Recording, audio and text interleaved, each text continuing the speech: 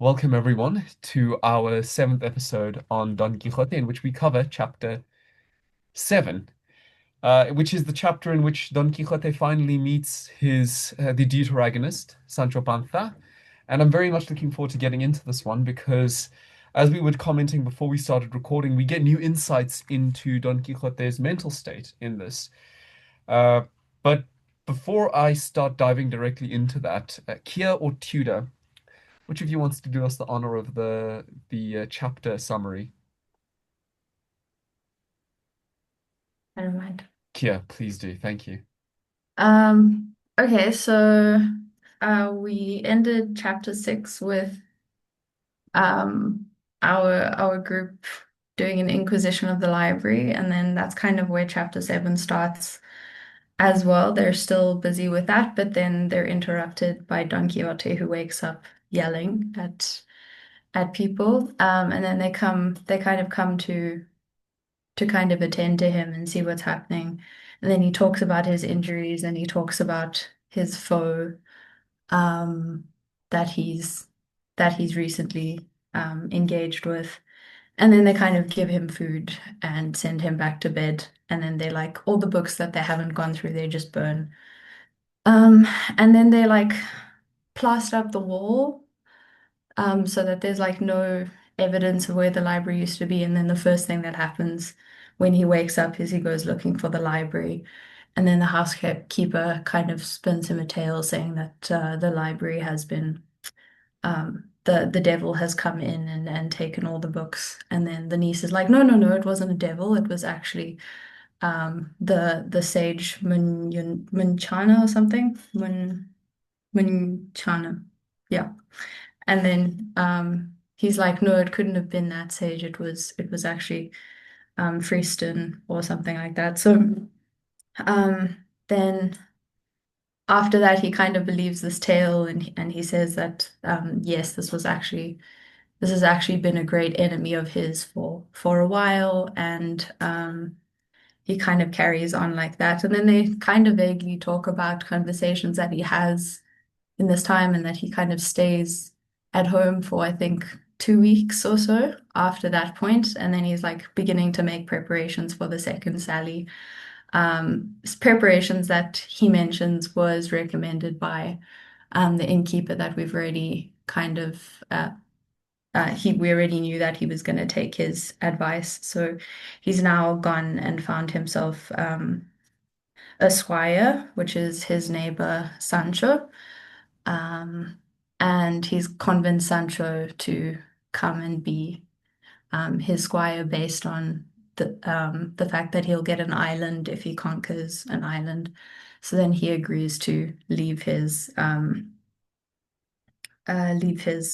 wife and kids to come with Don Quixote on the second sally.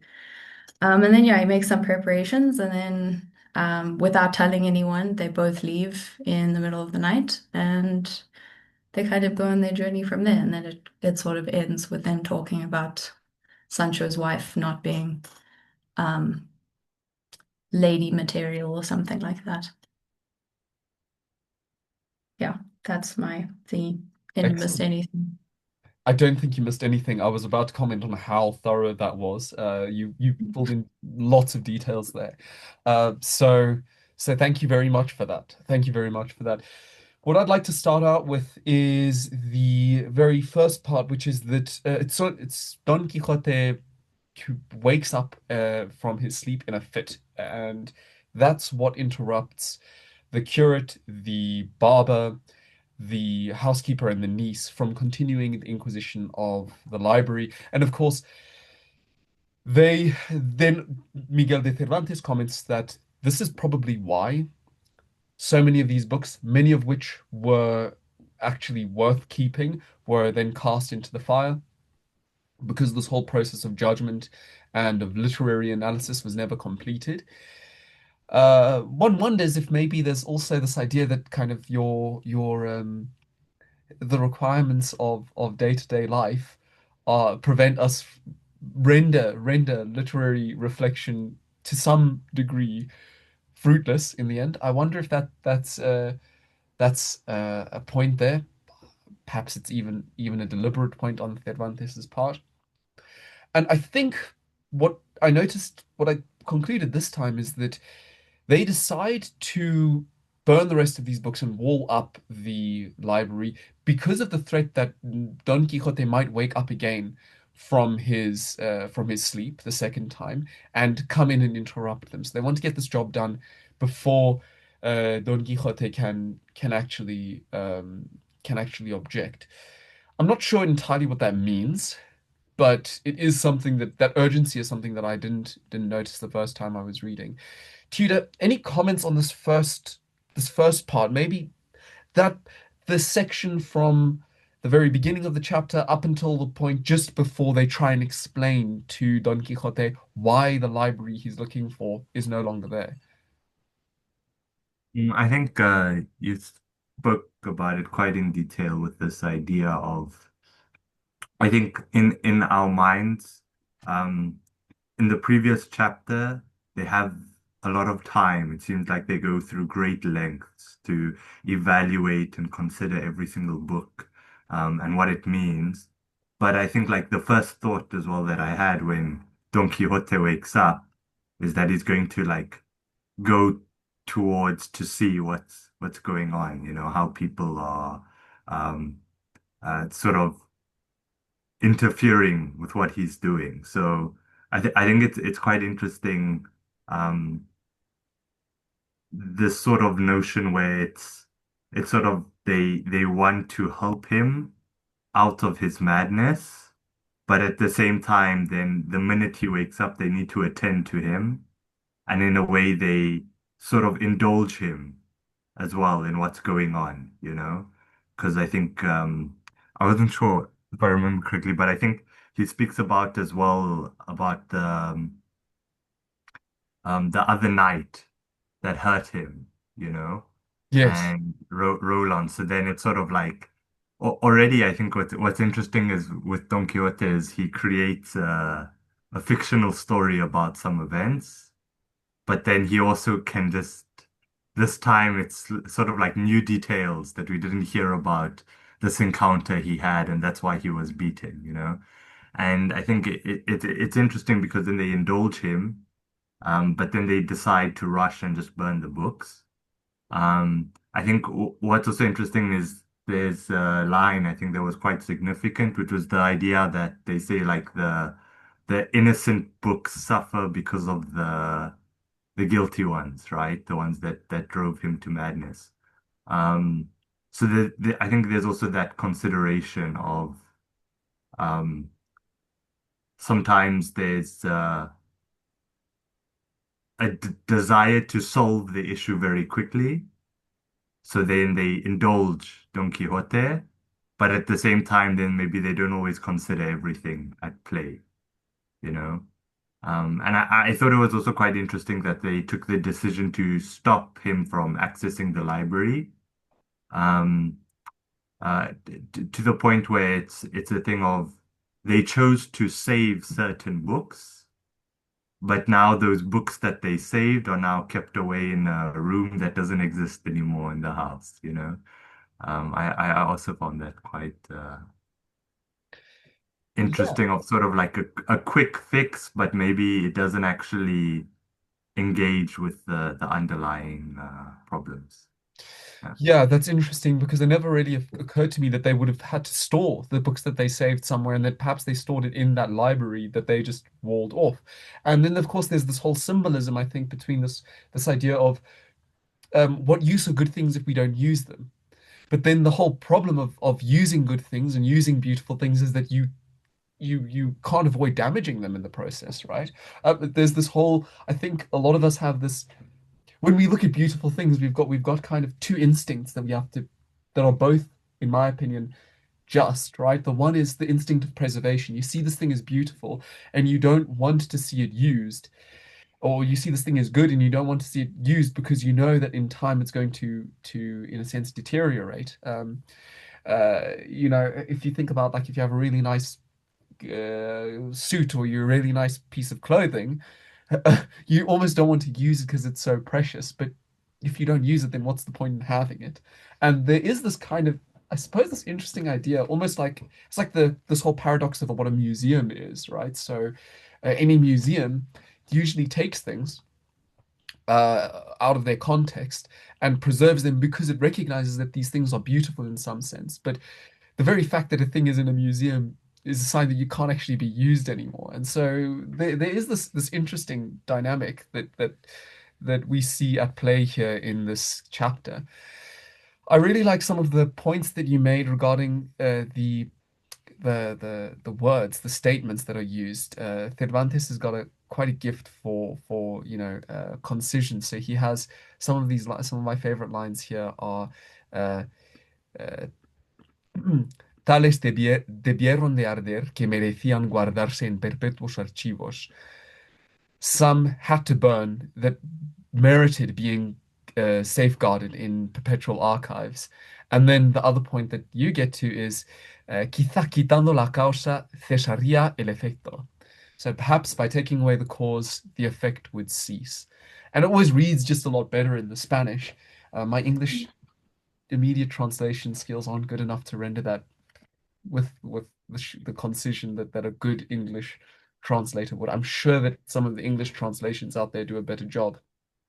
But that's something of Don Quixote that I've always appreciated is that if you if you keep your eye attentive, you always come across these really attractive turns of phrases.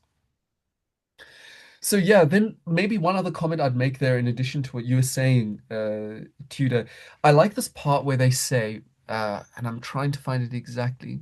There's a little bit up here. Ah, yes.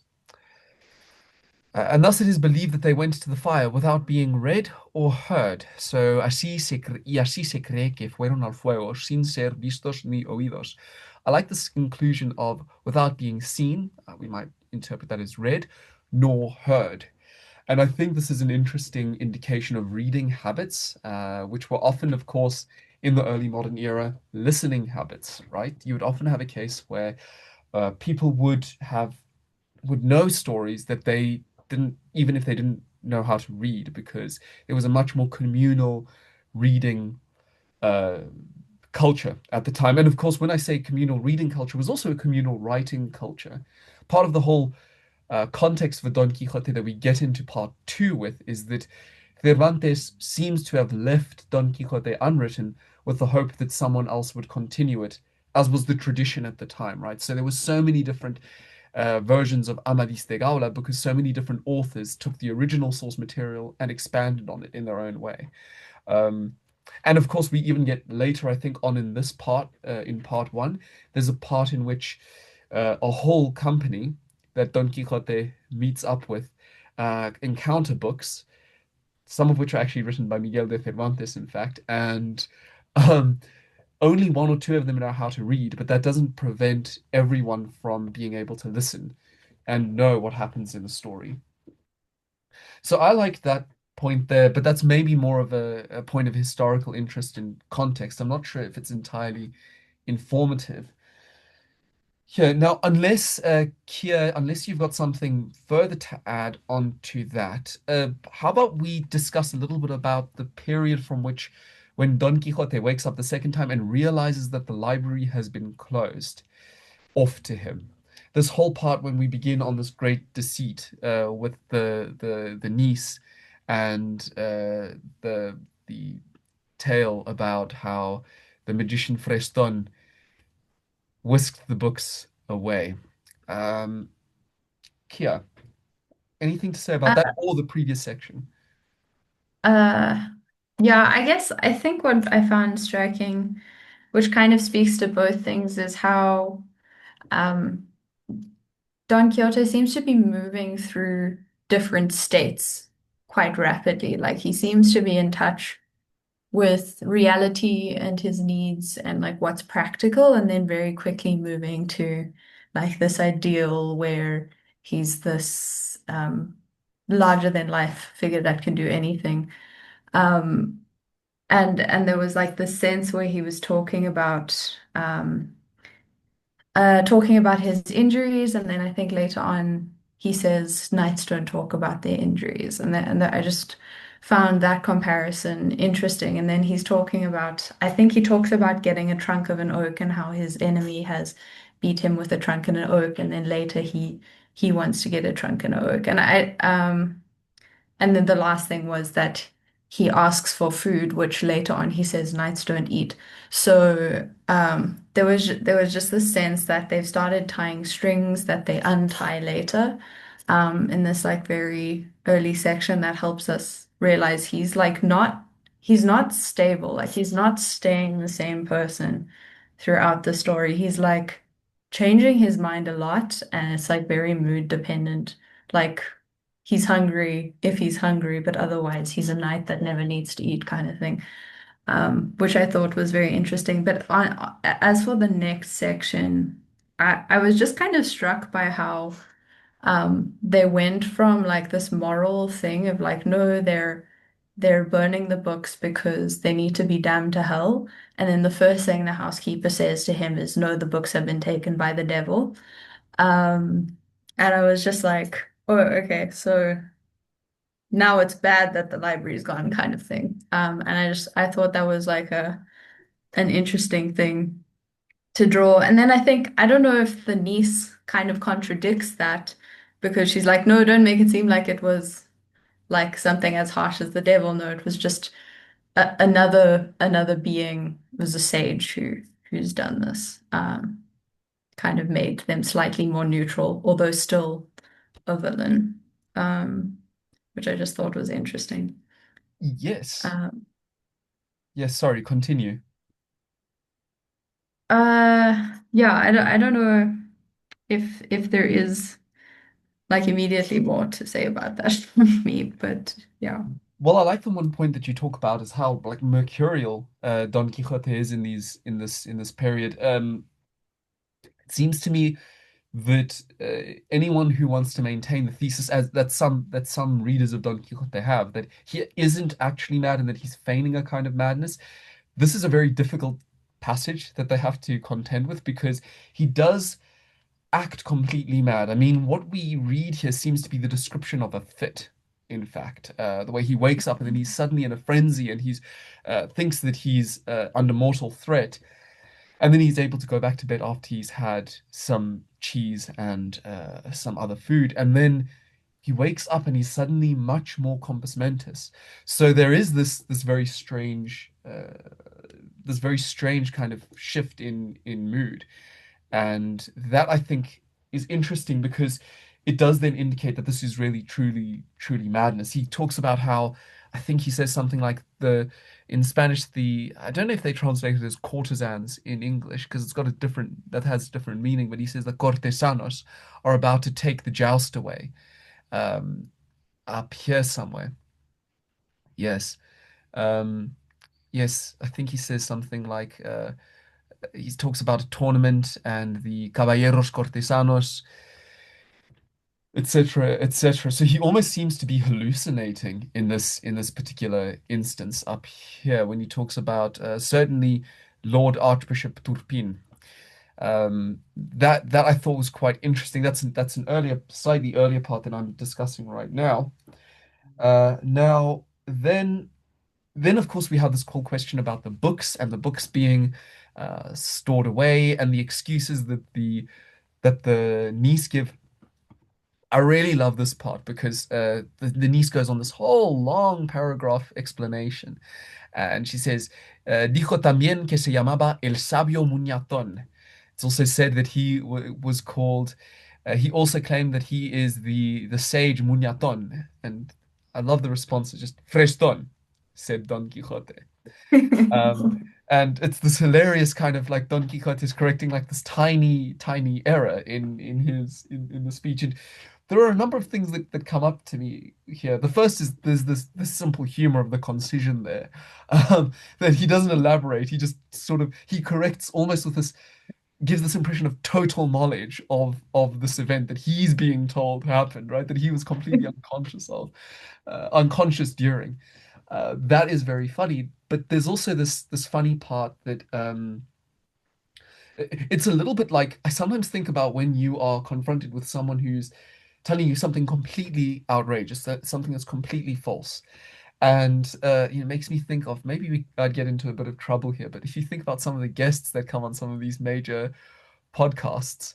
This YouTube channel isn't large enough for me to garner controversy from this. But sometimes, like let's put it this way, there's a certain podcaster, a certain bald cigar smoking or weed smoking podcaster who often has completely unhinged guests who are like talking about alien civilization theories and stuff like that. And what's so funny when I talk to people who are recounting what some of these guests say is that the good faith we give people often in when they're discussing something is such that we often won't question some of the most basic assumptions, right? But we will question like tiny little details. So if so and so says, if a guest comes on and says something like, uh, yes, you must look back the whatever civilization left behind in their writings, we never go so far as to question, well, first of all, did the X civilization ever exist and did they have any writings to leave behind? We'll kind of like argue about things like, yeah, but I don't think they really used sort of sound systems to levitate large blocks. Um, I don't know if this is entirely related, but I just find that it's a funny part of human discourse and debate that we often won't address the major assumptions that are at core the problem and the cause of the disagreement, but we're arguing over these kind of essentially irrelevant particulars. And that is something that came to my mind there. But I don't know if how much that applies here. It's just the sort of memory that kind of that brought to the surface for me, that kind of rhetorical behavior we have in discussion and debate. I'll finish off here with one last statement about this particular thing. And we see here that the sobrina, the niece, is well acquainted with the chivalric romances because she's able to give details that only a reader of chivalric romance would know. She doesn't bring this out of that. She doesn't make this up out of thin air. She doesn't, her the words and what she says indicate acquaintance and not ignorance because she mentions that the magician left the house full of smoke, and that is a common trope in the chivalric romances. That when there's kind of evil sages or demonic work at play, it's always accompanied by a great deal of smoke. So that, of course, means that this niece has she been reading Don Quixote's collection? Has she heard that collection being read out loud? We've been, by and large, in Don Quixote's own village in La Mancha, we've only encountered people who are quite well read, which is kind of interesting because they're people who are not that different from Don Quixote themselves. I'll leave it there and ask for Tudor's thoughts on this particular part. I think it's quite interesting, particularly the point you bring out about the details, right? I think often the question also around Don Quixote's madness is around his ability to consciously control a narrative, right? Hmm. So I think that that's sort of the play that's here is for Don Quixote, it's always a thing of like there's a power at play. And I think even as people we do that where if I control the details of like why something is going on, I sort of take back some sort of power Hmm. in that now I've sort of listened to what you've said, but I've created the narrative. I'm controlling what's going on by adjusting what you've said to now make it sort of my own, right? To incorporate it into what we move forward together, you know? So it's sort of this implicit thing of I acknowledge and accept what you tell me so that I can take it and then I can decide what goes forward from it, you know? And then I become in control of this narrative. So I think what's very interesting with Don Quixote is it happens so instantaneously. Like I wasn't expecting that sort of response. Like you say, it's just immediate thing of we expect him which is like very reasonable. It's very sane. Now he's looking for a library, right? Which he had in his house. And at the beginning, there was sort of this attempt, I think, also from the housekeeper of like I would call it gaslighting. I don't think they had it at the time, but it's like there is no library. What do you mean, you know? But clearly there's like a spot in the wall, and he's like trying to figure out, okay, how do I get into the spot, you know?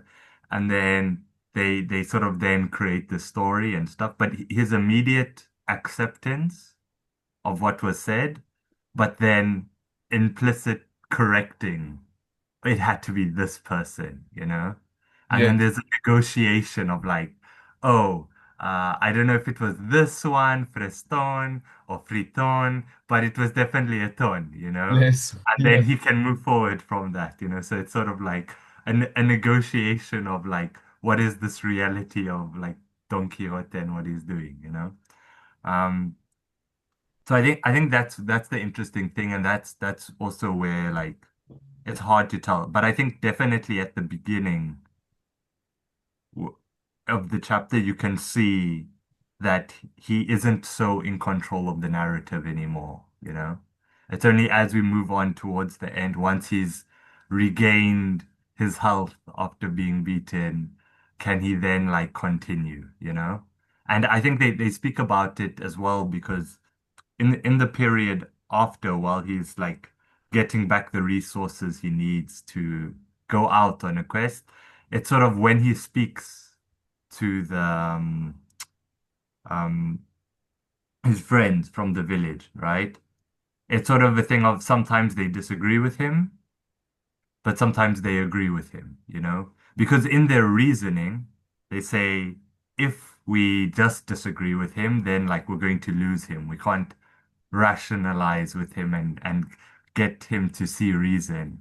But at the same time, that's also what allows him to keep moving forward in this narrative that he's created. Yeah, I think that's a really yeah, great point. As long I hope I haven't cut you off there, but that's really is a yeah, great point. There's this whole negotiation about what truth is, and even about what physical reality is as well, right? So they've done this. They've sort of taken action by burning the books and blocking off the library, but then he still gets to hold some grasp onto his own ontology, onto this own kind of like peculiar metaphysics that he's developed. So it is interesting that there's this kind of negotiation between all parts. I never really thought of that, but I think you're quite right, and that's why that's really the significance of this part where the housekeeper says, "I don't know, but I know that the name ended in Don." So, I'm going to give up the certainty about of him being Munyaton, but at least I also get to keep the idea that he's Ton. And this, I think, kind of a lot of us can probably relate to this, right? Which is that this is often how arguments go, right? We're not as unfortunately, maybe fortunately at times, we're not as truth driven as we like to think. We're often just driven by the desire to not completely lose the argument, even if after the fact we reflect and we think, yeah, actually, you know what? She was right. I was completely wrong there. And we change our minds, we'll never admit that she was the one who made me change my mind. There's that pride that we bring into the negotiation and discussion. But I really like this idea of kind of negotiating both the narrative and even the physical reality that all these characters live within. Any points that you'd like to make, Kia, before we move on to the next section? Um, I don't think particularly. I think I do just agree with a lot of what Tudor was saying. I kind of had similar sentiments just of this like co-creation of reality and this negotiation that's happening.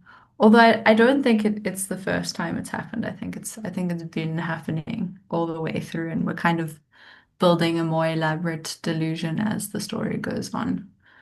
Um, Cool. even with reference to like, well, this is what a knight errant is supposed to do, and now you need to get a squire. And yeah, I think even like well, actually no, we can just move on and then we can talk about that now.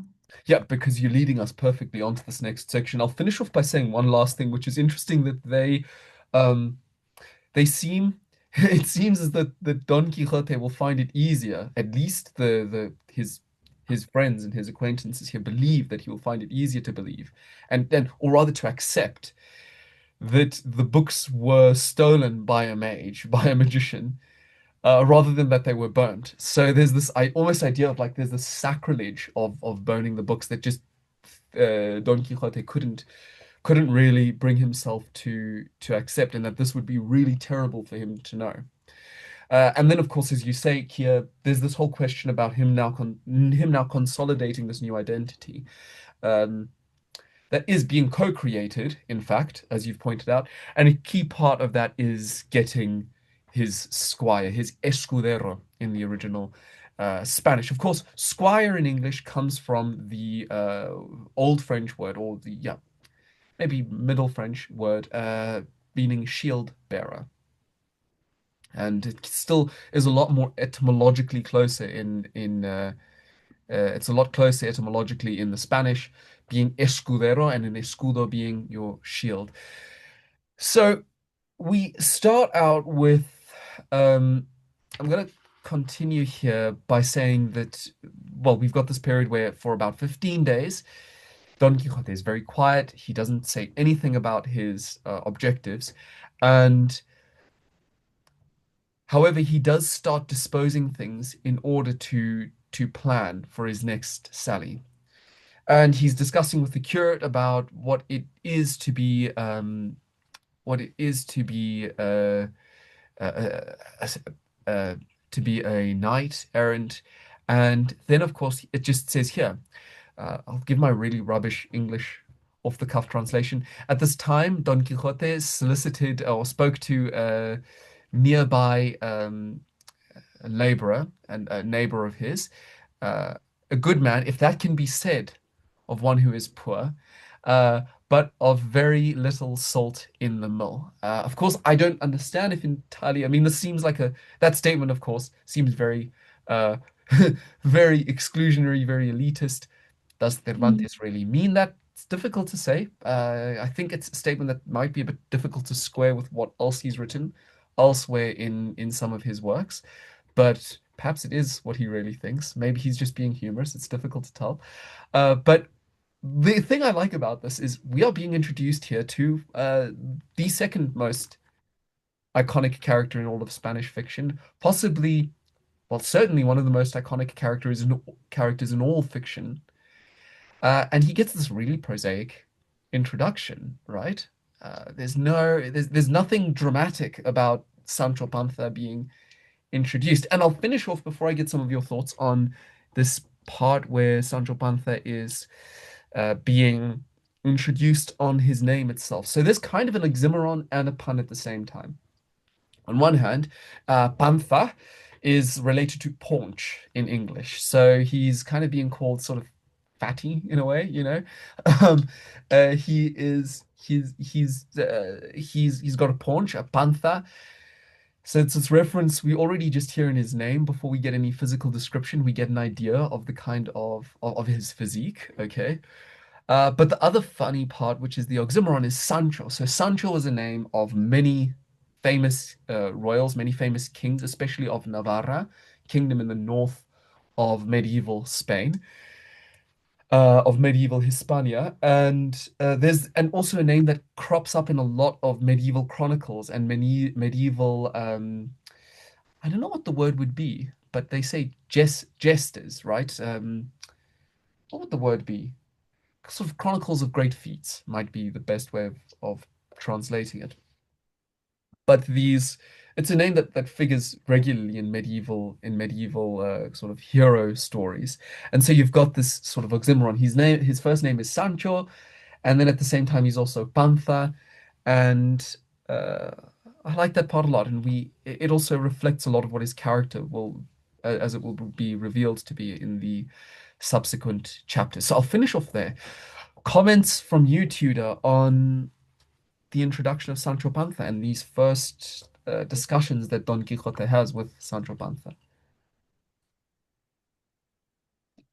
I think what's interesting is when they introduce Sancho Panza, it's also sort of like in his first discussions as well. It's sort of like this is someone who's gullible, right? Hmm. Who can be easily manipulated or can believe things easily, you know?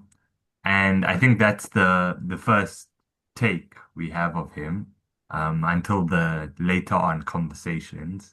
Um, but it's a thing of, in a way, he was looking for a squire, but at the same time, it's like he was looking for someone who would believe in his stories, you know?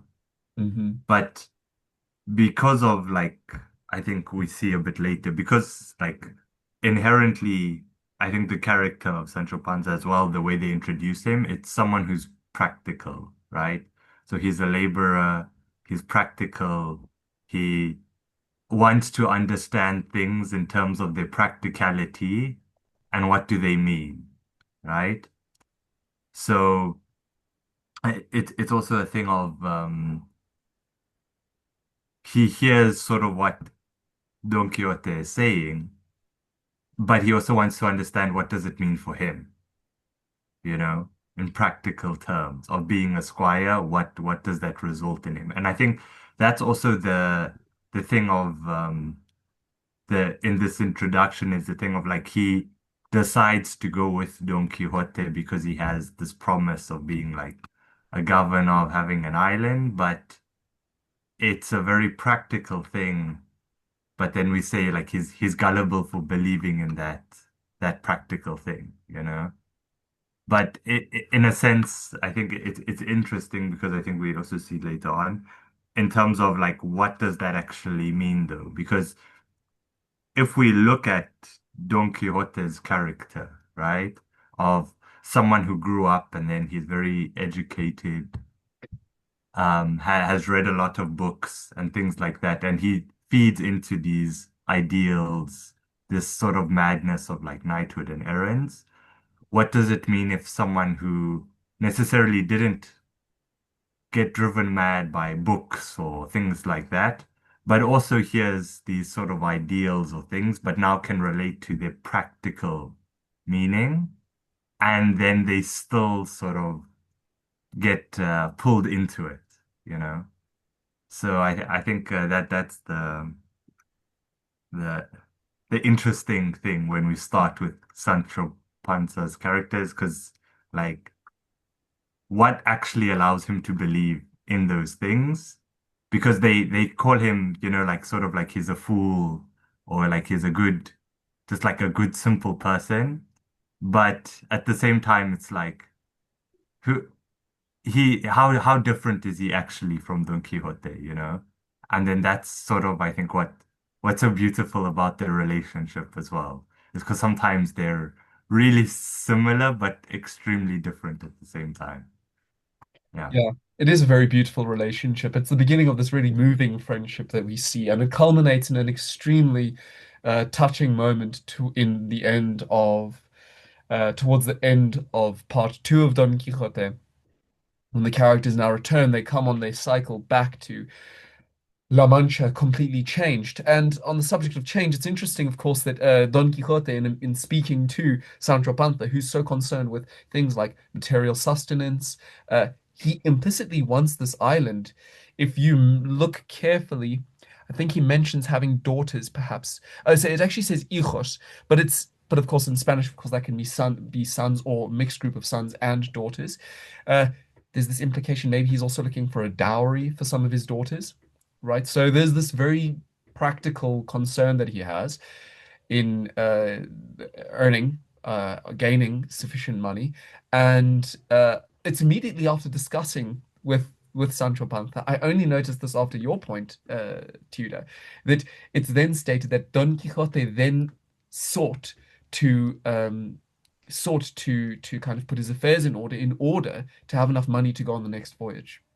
So there's this question: does Sancho's disposition towards the practical necessity, towards caring for the practical necessities of life, him, of course, having a wife and children also to partially take care of, Does that spur Don Quixote to actually start considering money? It's explicitly stated before in his first sally that he had no idea that knights ought to go around carrying money on them because it's never stated so in the chivalric romances. This is something the innkeeper points out to him. That's something that I've just noticed now, and that you've brought my attention to. Kia, on the figure of Sancho, any ideas? Anything that you'd like to say? I think it is quite striking that like some of the stuff they tell you about him initially, and I think how he quickly starts making you question the things they tell you about him initially.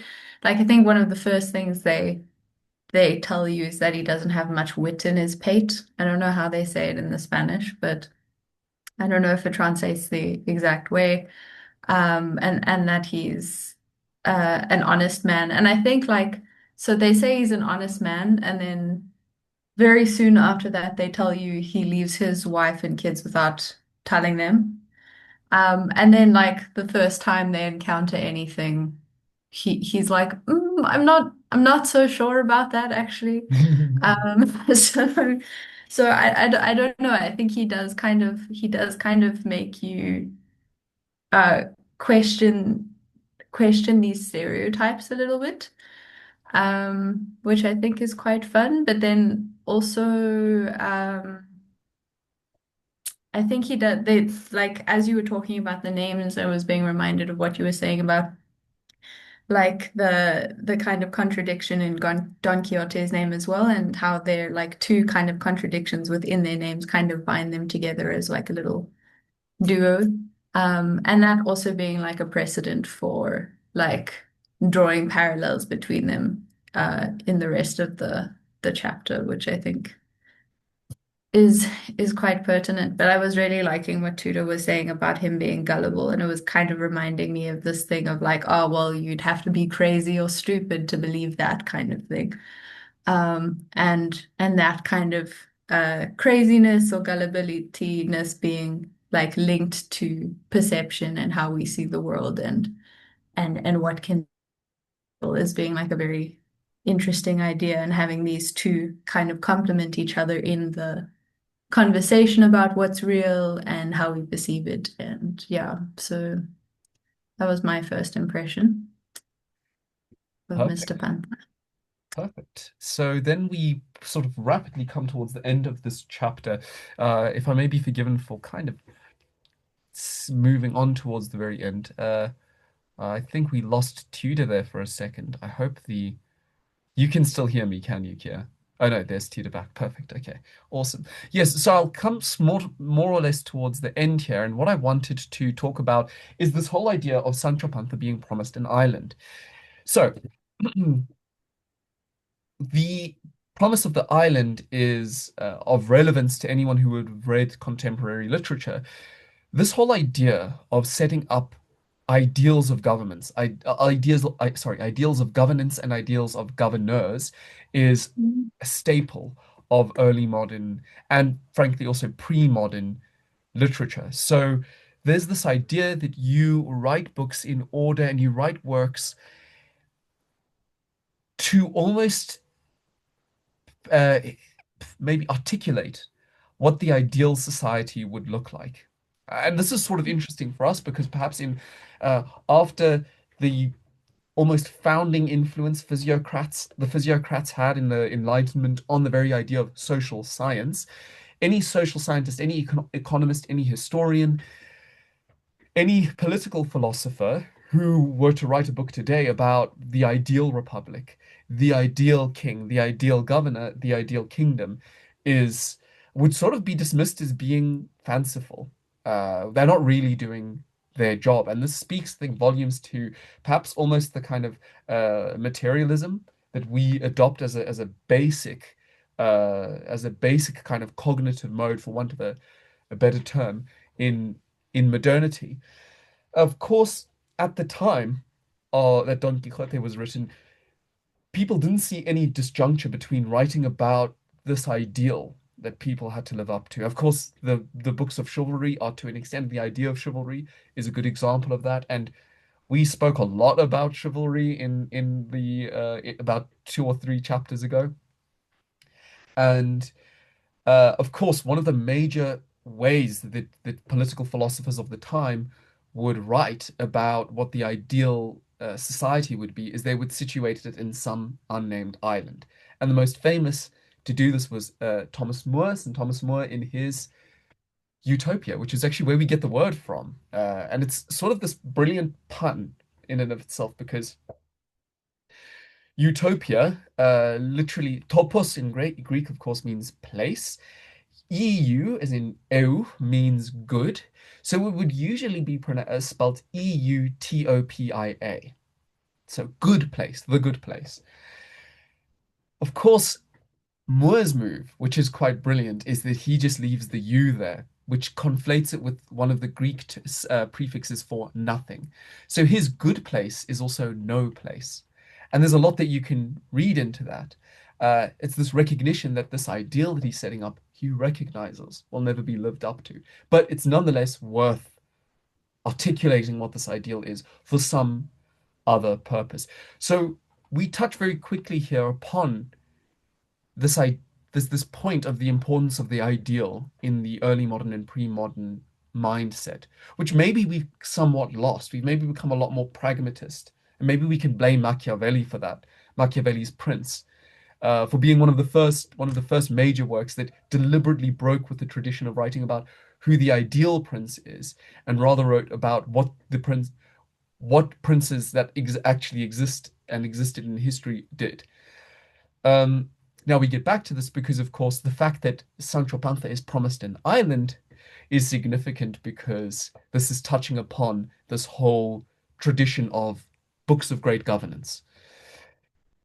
That's a bit of context there, but I'm sure it's context that some of you could comment on. I don't know if this occurred to you at all, the significance of Sancho Panza receiving an island. And of course, maybe before I just hand it over to you, we're in the Mediterranean here. There are islands, lots of islands, but all the islands there are like pretty much established, and you're not going to win them over from any of the powers at hand. So it's very clear that if he does get an island, he's not getting an island in the Mediterranean. And that gets to the further historical implication that if there were an island that Sancho Panza got, it would be an island in the Americas, an island in the Caribbean, an island in the eyes of the people at the time, not really fully occupied by their own polities and really only there to be occupied by the major powers at the time. So apologies for that. It's a bit of a dump of information, but I'd just like to get your thoughts on this whole idea of Sancho Panza being promised an island, because that's a large part of his motivation over the next book and a half. Can I say, start with that? Please go I ahead. think what was so interesting is just like also in the discussion that he has, right, about his like wife being a good governess, and what like that entails, and also this thing of him leaving in the middle of the night, right? I think it's quite interesting because it's a very clear contradiction Hmm. of what does it mean? Okay, now Sancho Panza is going to become the governor of an island. He's going to become in charge of the affairs of what's going on. But also, like, he's a deadbeat dad who, like, left in the middle of the night, who's speaking so terribly about, like, the mother of his children and things like that. And it's such a glaring contrast, of like, okay, what is a governor and what you imagine someone who is responsible for the affairs of like hundreds of people, thousands of people who live underneath them, and someone who's just like, yeah, I'm gonna like leave to go become like a squire for Don Quixote in the hopes that maybe I get something, but like you guys will be fine on your own. So I think it's already such like it's jarring the difference, between like these practical ideals of like what it means to govern and to be in charge, but also just like people will speak about them in very like I would say like there's a romant a romanticization of like what it is to be a good governor and so on, but like in very practical terms, like Sancho Panza isn't really concerned with being a good governor or a good person in charge of like handling things and taking care of things, you know? Um, so I think it ties a bit into that as well of this idea of like at the time you said the Mediterranean's quite occupied and like sort of the Americas as well, you know. Maybe it's a bit getting into the history, but there was also sort of this perception of like there's a very big idea of like this romanticization of we're going to go to a place that doesn't exist, that hasn't been explored yet, and create societies. We're going to create these sort of beautiful places. But what it really boiled down to was more people focusing on the idealization of what was going to happen, and then the practicality of it was not really close to the ideal, you know. So I think that that was for me like that it was just jarring to see the difference. Yeah, absolutely. And this is historically really interesting. We commented before about how California was named after one of the kingdoms in a famous chivalric romance of that many Spaniards had read, right? So we actually have the state in the United States today, this massively politically important state that's named after a fictional kingdom in a chivalric romance. It's actually mind-blowing that fiction of this time, of the fiction that Don Quixote himself was reading, has had this massive effect on on contemporary history and place names. But you also point to this whole idea of the ideals, right? Setting up the ideal kingdom. Well, many of the viceroys that ruled in the territories under Spanish control, they set about trying to follow the principles established in More's Utopia. We know this is a fact that they were consciously trying to do this. So we again have this really interesting relation between literature and practically what people were trying to carry out in history. Um, yes, I think that's brilliant. And then, of course, this becomes a bit more complicated when we see, if you guys don't mind the spoiler, Sancho actually getting an island in book two, and how he performs as a governor. That's going to be very interesting, and I hope to revisit this chapter in that context soon. Kia, your points about what we've been talking about, the island, the importance of the ideal in early modern culture, and any other points that we've dropped there. Uh, yeah, so I guess I think I was more thinking of it in terms of like his position and both of their positions and like the jarringness of this guy who left his house like a month ago, decided he was a knight, and now he's gonna be giving lands to like a pig farmer kind of vibe. And like and this person of really like the lowest class in society is all of a sudden going to become a governor. And I guess like the utopian nature of that idea, that these two in their own kind of co-creation of reality have now made it possible for themselves to be these people. Like your average farmer at the time is never going to walk around thinking, okay, cool, I'm going to leave my family because I'm going to get an island and my family is going to be so much better off. Like that is not a choice you have available to you if you're playing with reality as it's given to you. But because now they've both kind of had a conversation, they're like, oh, okay, cool, this is possible. They're kind of making that reality possible. And I guess there was the sense that kind of reminded me, I guess it's always going to remind me of the Republic. I'm a bit of a diehard person on this, but this idea that the Republic will never exist, but you need to exist as a citizen of it, regardless. And to exist within the real world as if the utopia were possible. And by being the citizen of the utopia you co-created with people. And I guess so like I mean the spoiler being eventually that he does get an island does kind of play into that point a bit, but you take this farmer who in no way like if you're being realistic could have ever been a governor, does become a governor. The sense that they've created their own reality and made it possible is kind of an interesting thing in that way. Yeah, They're absolutely. like, yeah, they've created a utopia within their fiction, I guess, which is I guess the perception overlapping with the actual reality because they're behaving as if it were the case. Yes.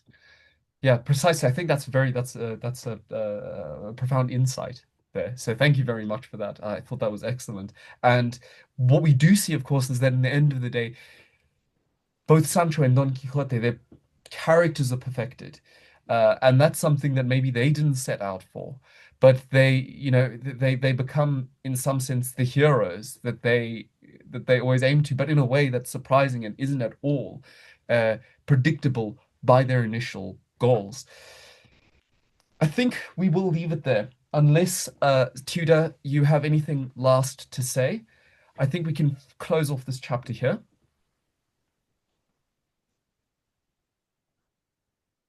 Yeah, I think what's interesting now that after you guys spoke and also with what Kia was saying is that as the reader, as the person looking from the outside, you always have this doubt, right, on where things are going to go. And I think it was very well laid out within the first chapters of confirming your doubt by seeing what happens, you know? Hmm. But that's sort of what then allows you to see that there's points in the narrative where things can just sort of go back to normal in a way, but they don't. And I Yeah, think that's also interesting with what Kia was saying now is that sort of what leads to everything else that comes afterwards, you know? yeah, It's sort of like they've created possibilities, which I think it's crazy in terms of like the narrative that you don't have possibilities, but through some sort of perception of some strange sort of ideals or notions, you've created possibilities that become, in some sense, like real, you know. But we'll get to them as well. yeah. So that Yeah, because the last thing I'll finish off there is that what you've just said makes me wonder if this chapter is not actually the inciting incident of Don Quixote as a whole. Because you see, had the family, had the niece, the housekeeper, the priest, and the barber left the books, would Don Quixote not have actually just stayed at home and read his books for the rest of his life? Is not their act of burning the books and sealing off the library saying to Don Quixote, you cannot find that land of your ideals here. So he believes now he has to go out and find it in the world. And I think that's pretty interesting, especially when we look back at some of the literature, the academic literature that concludes that this part, the chapter just before this, was the closing almost of a short novel, of a novella that Cervantes had written, and that this was kind of meant to almost be a self-encapsulated story, and then it starts off on a greater arc and a greater narrative. That's really fascinating. And maybe that's something that Mm. we'll talk about a little bit more next time because I'm starting to be more and more convinced of it after what you said, Tudor. Okay, excellent. I think what we'll do then, Kia, Tudor, I'll thank you very much for your time. I really appreciate it. And thanks for your commitment to this whole project. Indeed, I must say I've really enjoyed covering Don Quixote once more with your insight because I always come across something new and surprising, but always profound. So I will say thank you again to both of you. Hope you both have a lovely afternoon, and we will end our recording here once I actually find out how to do that. Uh, No